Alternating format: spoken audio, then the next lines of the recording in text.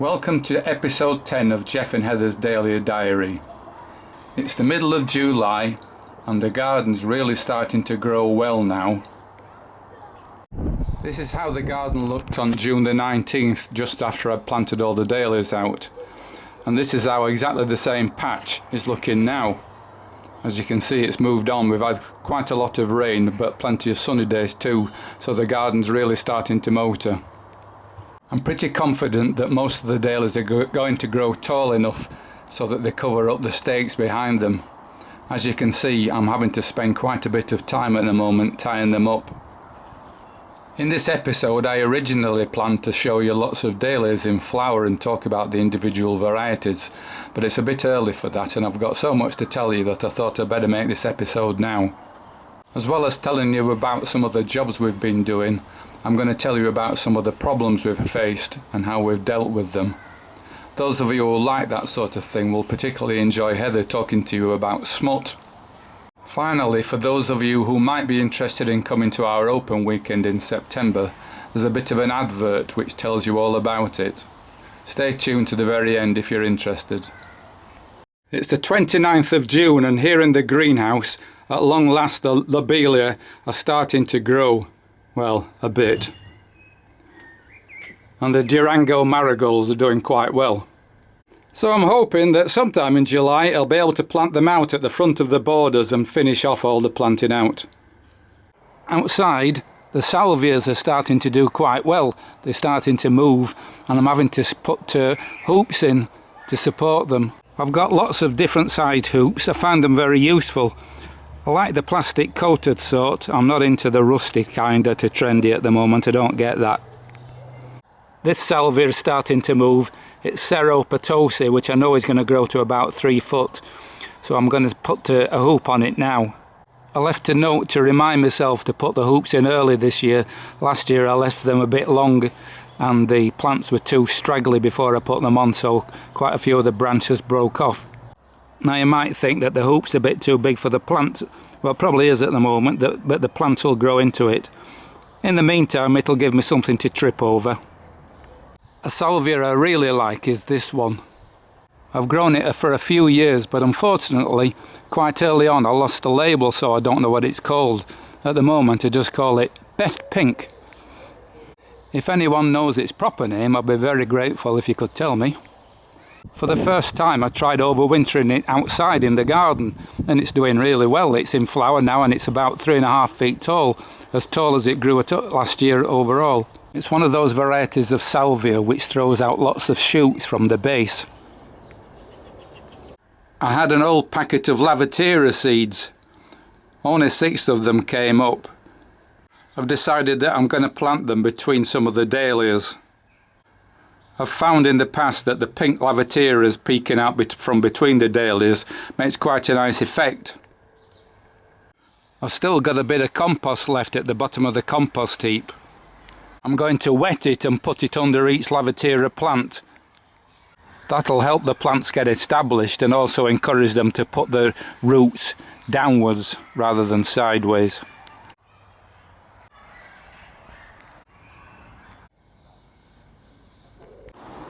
This is the secluded area where I plant my pot tubers. It's actually directly under a sycamore tree, so it's relatively on the dry side, but it does okay.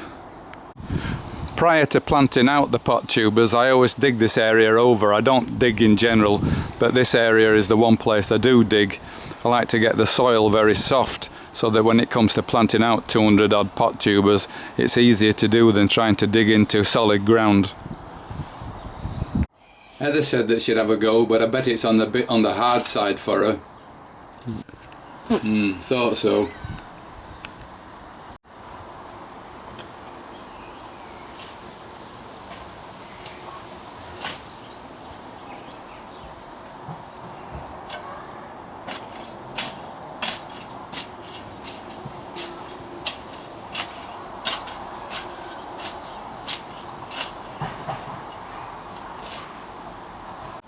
I think I've dug sufficient there for the job. I can't deny that it's pretty poor quality soil and it's tempting to incorporate some organic matter, some compost or whatever. That would help the ground maintain the moisture for longer, but nevertheless I think that would be a mistake. You need to bear in mind that the whole purpose of a pot tuber is to do just that, to produce a tuber within the pot, and if you incorporated organic matter, the danger is that the tuber would get out of the pot and get through, and then when you try to take it through the ground, the tuber will break off. Also, there's a danger that organic matter will make the plant produce more green shoots when what you're trying to do is produce a tuber. We've lived in this house for nearly 45 years, and every year, for one reason or another, I've dug this particular piece of ground. And yet, without fail, I always dig up at least one piece of glass or a couple. And look how sharp this is. It's been there for at least 45 years, obviously for a lot more I would have thought, and yet it's not lost its sharpness. When they talk about how long it takes for plastic to biodegrade, I can't help thinking about how long it takes a piece of glass just to lose its edge, never mind biodegrade. I'm afraid this is true of the rest of the garden, not just this particular patch. I'm always finding bits of sharp glass, and quite often I'm walking around and suddenly there's a piece of glass on the top of the soil that I've never seen before. How did it get there? It must have been there for years, but I've never seen it. I've raked it all now. Doesn't it look neat and tidy? Heather likes things to be neat and tidy. I think that's what attracted her to me. How wrong I was. Now these holes, folks, were made by earwigs. In the mornings you can sometimes find them nestling in the leaves.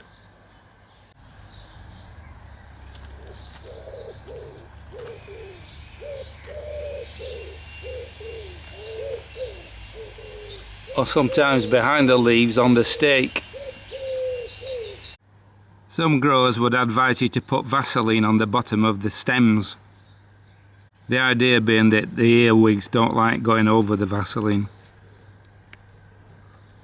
Others would suggest that you use ant powder. Put ant powder at the bottom of the stem. Ant powder kills earwigs as well as ants. I've read that in the USA there is a product that you can buy that attracts earwigs and kills them. Unfortunately, it's not available in the UK. So in the main, for me, it's a case of if I see them, squash them. When I was younger and more keen, I used to go out at night with a flashlight because that's when they're most active. I can't be bothered anymore. Once the dahlias are planted out, I like to wash the plant pots in a mixture of soap and disinfectant. It gets rid of the bugs and it also makes the plant pots easier to store in the greenhouse.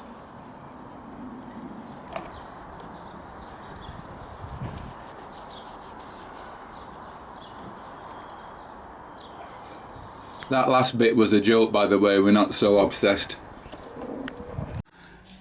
In the greenhouse, the pot tubers are growing pretty well and some of them are getting so tall I better get started planting them out.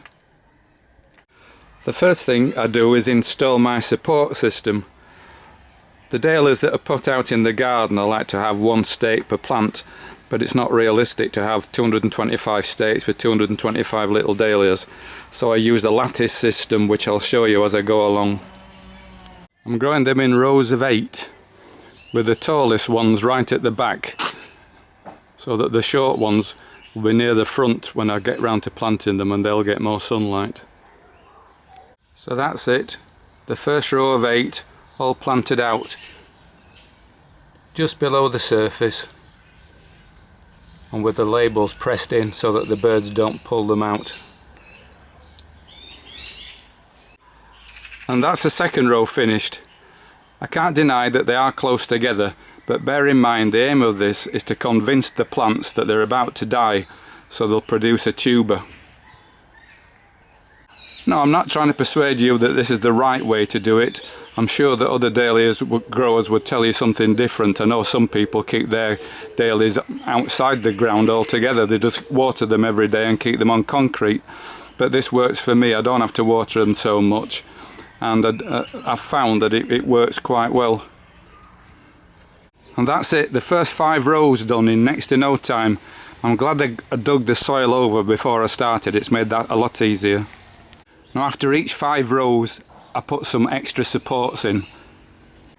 And now I'm going to use some polypropylene string to make a zigzag support system.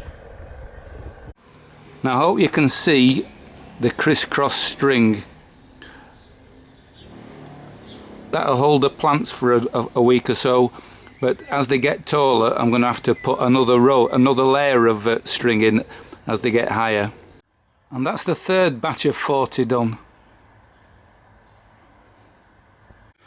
I'm going to leave the rest for a few days because they're on the small side. It's better to get them a bit taller so they can hold their own.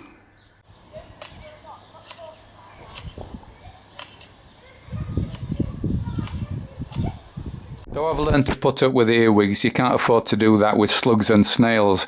I've just seen I always use slug pellets, spread them all over the place, but there's a patch in the front garden which always gets badly affected, and no matter what I try to do, they get eaten. It's funny because they only seem to eat a couple of plants, the rest of the garden seems unaffected. All I can say is keep on top of the snails because they'll go and live in your dahlias, and keep the slugs down as best you can. It's the 11th of July. At long last I've planted out the last of my pot tubers. It's a good 2 weeks since I planted out the first ones, and already the first ones have had to have the second layer of string because they're getting taller. Whereas some of the ones I've just planted out are on the small side. I've not kept records from previous years, but I suspect the 11th of July is quite late, so it's going to be interesting to see whether any of these later ones actually develop a tuber. I'll keep you in touch. One of the jobs I enjoy doing in July, much more than digging or plant pot washing, is weed zapping. I've got a tool called a weed wand which runs on butane gas, and I use it for zapping all the weeds. I particularly like zapping the ones that I sowed myself many years ago. There's a plant called the shoe fly plant on Nicandra which I grew, must be 20 years ago, and every year the seeds germinate and get in the way, so I go around with my weed wand and zap them just like that. Goodbye. Similarly, about 10 years ago I grew a plant called an echium, which is a blue flower which comes up again and again, and so I frazzle that too. And finally, probably the worst of the lot is a plant called Love Lies Bleeding, or amaranthus. It's a dark red tassely type plant. Keeps coming up, and so I have to say my fond farewell by giving it a bit of a singe.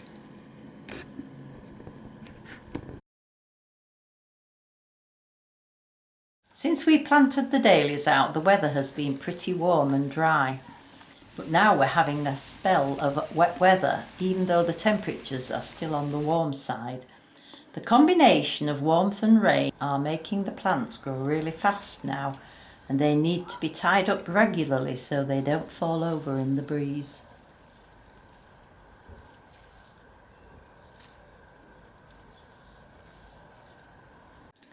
Warm and wet weather brings the risk of fungal disease to young dahlias.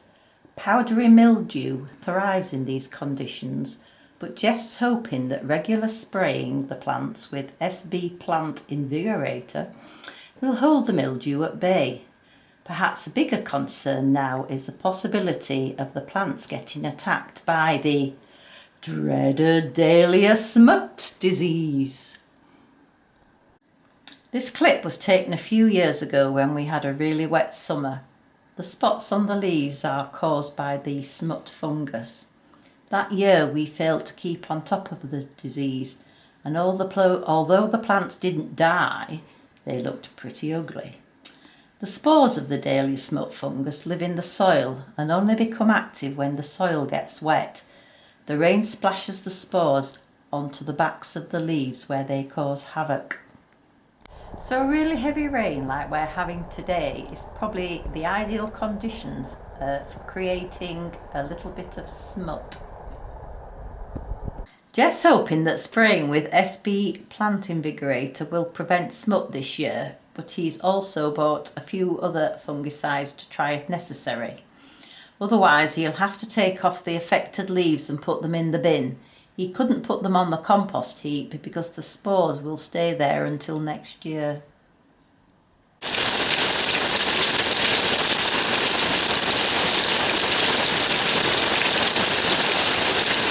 I'm in the greenhouse now, looking at the marigolds I've got ready, more or less ready to plant out. Can you see this funny growth coming from inside the compost? I've now taken the plants out of the tray. As you can see, it's some sort of a fungus. I guess the experts would call it mycelium. I'm guessing that it's something to do with the fact that I grew these marigolds in compost that was made from recycled material rather than the usual peat. Presumably the spores were already in there. It's obviously not affected the growth of the marigolds, they're okay, but it's left me wondering about how I'm going to store my dahlia tubers over winter. I always store them covered in potting compost. Should I be using this sort of stuff? Will it make the tubers likely to rot? I'm beginning to wonder. This is the first dahlia to come into bloom. It's a dwarf growing one called Art Deco. Unlike so many of the dwarf ones that you see on sale, this one's fully double. It doesn't have an open centre. I like that. And coincidentally, the second one to come into bloom is called Art Nouveau, which is actually Art Deco's sister plant. I love them both for the vibrant colours and the fact that they're easy to grow. The only trouble is they do attract earwigs. If you look closely, one of the petals on this one's already been nibbled. The earwigs seem particularly fond of Art Deco. When the blooms start to fade and start going brown, then they gather in the back of the flower. The good news though is that when you deadhead the flower, the earwigs are easy to get off. In a way, I use these dwarf dahlias as bait for earwigs so that they don't go on to the taller growing ones and spoil the better blooms. The final dwarf dahlia that I want to show you is this one. If you think it looks like Art Deco, it's because it's actually the child of Art Deco. It was raised by a good friend of mine called Ken Stock, who raised some wonderful dahlias in his back garden in Bournemouth. He produced dahlias from seed. He hand-pollinated varieties so that he got the cross that he wanted. If you're interested in seeing his garden, I made a video in 2013. It's entitled Ken Stock Garden, 25th of October 2013. I think you'll be amazed by how many flowers he got into a relatively small back garden. This is a variety called Hadrian's Midnight. It's quite a short plant and it's got dark leaves. It was bred by Halls of Heddon up in the northeast of England. And at long last, the first of the taller growing varieties is coming into bloom. It's a pink collarette variety called Edith Jones. A collarette has got an extra set of florets around the centre of the bloom. I think it's a rather pretty one and they attract bees. It's the 13th of July and at long last the day's arrived where I'm going to get the last of the bedding plants planted out. The Durango marigolds are a good size, but the lobelias are still a bit on the short side, but I can't wait any longer, I've had enough. I'm sick of watering them. Even in the lobelia I've got some of these weird mushroom things growing, but I don't think they're going to affect the plants.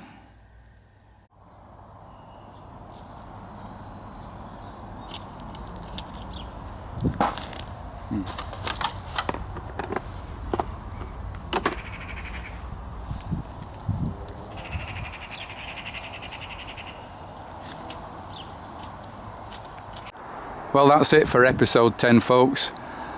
Next episode I'm hoping to have lots of dahlias to show you. I'll be telling you about all the good ones that have come into bloom. In the meantime, we're all going to take a rest. Well, one of us has already got started. Now, just before we go, I want to say something about our open weekend this September.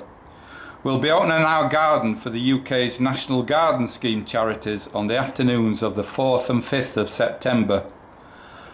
At the end of this video, I've put a link to the NGS webpage which gives more details about how to find us, what times we were open and so on. As you'll see, it's possible to book a ticket, but it's not essential, you can just turn up on the day. This is how the garden looked last September, and as you'll have seen, we're trying to make it look just as colourful this year. Everyone's welcome. Well, everyone who happens to be in the UK in September. Why don't you make a weekend of it? Our garden's close to the new RHS Bridgewater garden which opened last May. Heather and I went the other day and we took a few video clips. Now it's a bit bigger than our garden, and though we didn't see any dahlias, there are plenty of other plants to look at. In fact, it reminded me a lot of our garden. For a start, it's only 5 minutes from the M60 motorway, just like us. I think the guy who designed the Bridgewater garden must have seen some of our videos, because lots of the features in our garden are in his garden too. They've got a beautiful greenhouse. So do we. They've got a fabulous wall garden.